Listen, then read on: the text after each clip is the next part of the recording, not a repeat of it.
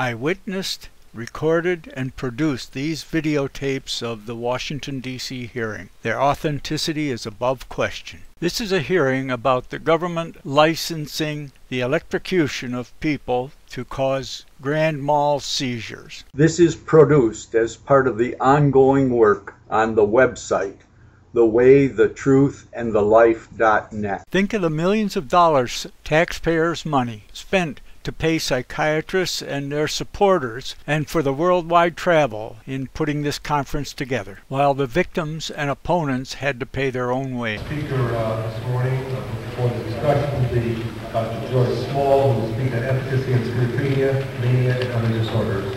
Small.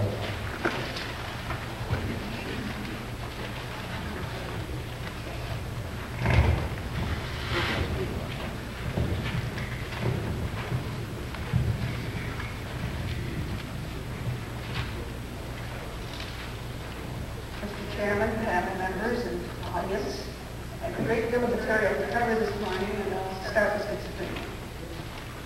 Convulsive therapy was introduced to psychiatry for the treatment of schizophrenia based on the observation that spontaneous seizures were followed by improvement in some patients, as well as the erroneous idea that schizophrenia and epilepsy are antagonistic. Early reports of the efficacy of ECT in schizophrenia were very enthusiastic, with recovery or marked improvement reported in 60 to 100% of cases. Within 2 years, ECT was accepted throughout the world and it remained the primary somatic treatment for schizophrenia until introduction of neuroleptic medications. Early comparisons of ECT and neuroleptics in the treatment of schizophrenia generally found ECT to be superior, but these studies were not of good scientific quality. Moreover, many of the patients who did exceptionally well with ECT would probably now receive diagnoses of mania, depression, or schizoaffective disorders. The fact that better results were observed in patients with short duration of illness, acute onset, and significant effective symptoms supports this impression. First slide. Fortunately, there have been some more scientifically acceptable studies in patients who appear to meet or at least approximate current diagnostic criteria for schizophrenia and schizophrenic disorder. The studies to be examined in detail were all prospective controlled trials that follow 3 basic design strategies, namely comparisons of real and simulated or sham ECT, comparisons of ECT and neuroleptic or antipsychotic drug treatment, and studies in which drugs and ECT were given together and compared with either treatment alone. There are also some studies in schizophrenic patients comparing unilateral and bilateral ECT. First, let us consider the studies of real and simulated or sham ECT. 5 such studies, 3 in the 1950s and 60s, and 2 recent papers appear in the literature. The table summarizes the early studies, giving details about duration of illness, numbers of patients, ECT procedures, and concurrent medications. The major conclusions of each study are shown in block letters on the right of the slide. In 1953, Miller et al. Studied 30 very chronically ill institutionalized patients. They were assigned randomly to receive bilateral sine wave ECT, intravenous thiopental, combined with non-convulsive electrical stimulation, which did not induce a seizure, indicated as SC for subconvulsive ECT, or intravenous thiopental alone, designated as S for sham ECT. All groups showed some improvement in social performance, but there were no significant differences between genuine subconvulsive and sham ECT. Brill et al. Studied a mixed group of 67 male veterans with duration of illness of less than a month to more than 10 years. Patients were randomized to bilateral ECT or sham ECT, who received anesthetics without ECT. Again, the outcome in both groups was essentially the same. 40% improved with real ECT and 45% with sham ECT.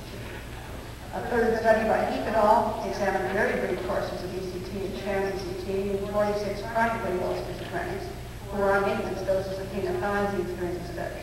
There was no clinical change with either treatment and no differences between real and sham ECT. The next slide shows the recent studies.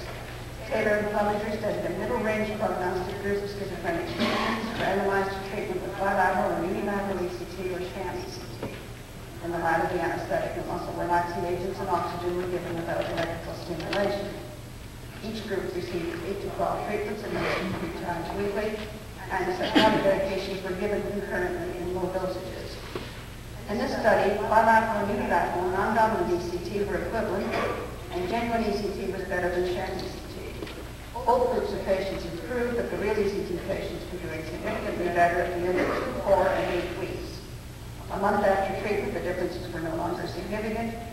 months later, the groups were indistinguishable.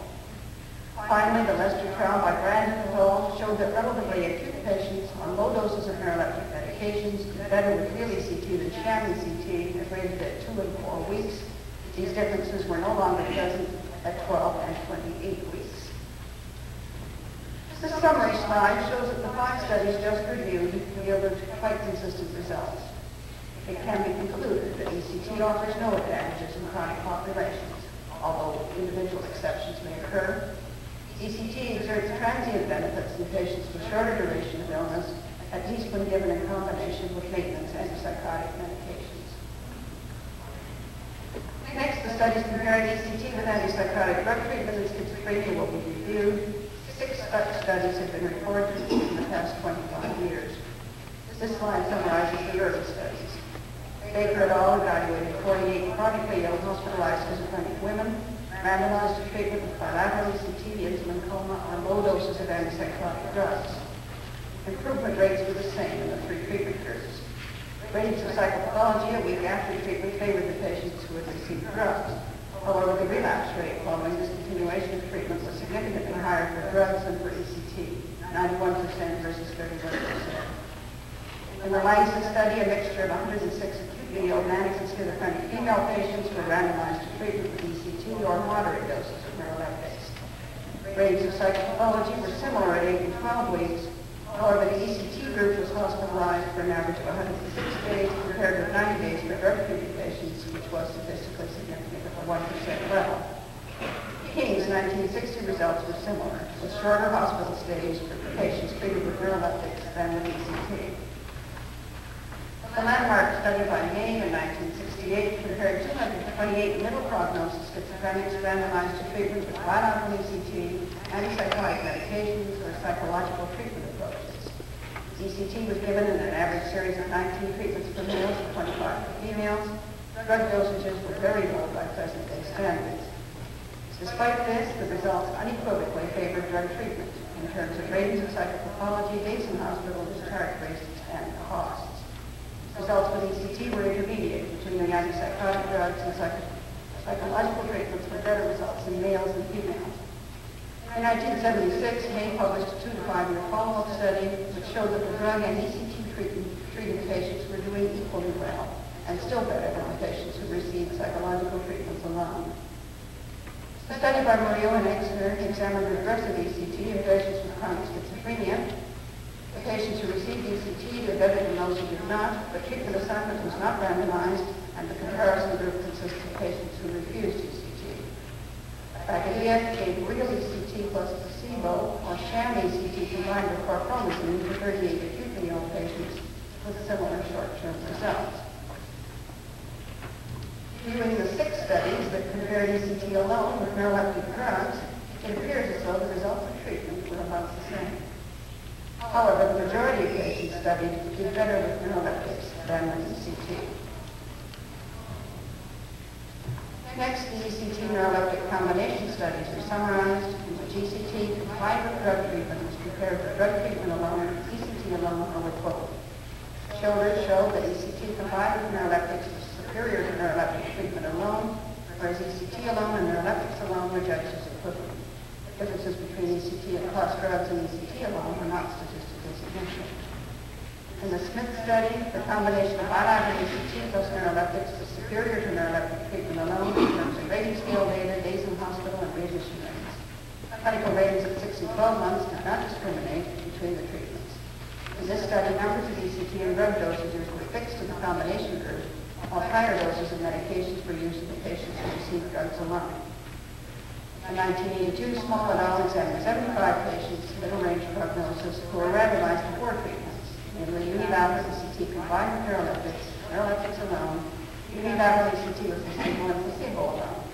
The unequal group sizes were explained in the randomization schedule, which assigned fewer patients to the latter 2 conditions. Numbers of ECT and doses of medications were titrated to each patient's individual needs. Doses of medications were not significantly different in the drug-treated groups. In this study, there was a hierarchy of response, with best results with the ECT drug combination, followed by neuroleptics alone, followed by ECT alone, followed by placebo. The ECT drug combination group achieved better scores on all of the rating instruments listed except for the EPRS, which favored neuroleptics. Differences between ECT placebo and placebo groups were not much greater than expected by chance.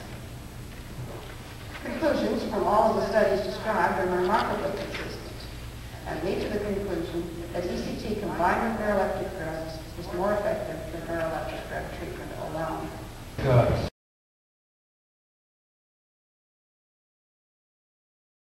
At the FDA hearings, the testimony on the reclassification of electroconvulsive devices cited the literature as whether signed or false, typically about 150 joules of energy in a treatment. With the new Thymatron electroconvulsive device, if you check out at 400 volts maximum of 0.9 amps and 320-some millisecond pulses. Could you finish up your question, your remarks? Yeah, I would like somebody to tell me. I'm a teacher as well as a physicist, and I brought a kilogram with me. Teachers like to demonstrate. Now, this is a kilogram. It's 2.2 pounds. Heavier than a hammer I used to hit a nail. But I wonder if possibly like Dr. Stein could tell me how high I would have to drop this kilogram from in order to have it hit the ground with 150 joules of energy.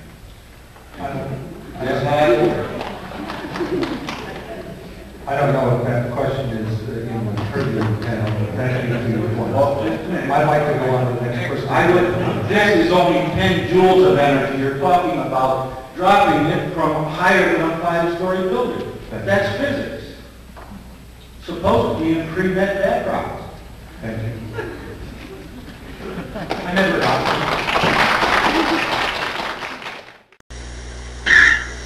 All right, out with your gun. Huh?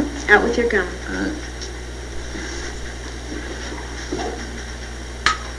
Okay, this won't hurt. It'll be over in just a moment. Uh-huh. What's that? Conductant. Oh, dab will do you. Right, Mr. Jackson. Open your mouth. What's that? This will keep you from biting your tongue. Well, Now just bite down on it. oh. That's right. Just bite down. Huh? Now bite down on it. Good.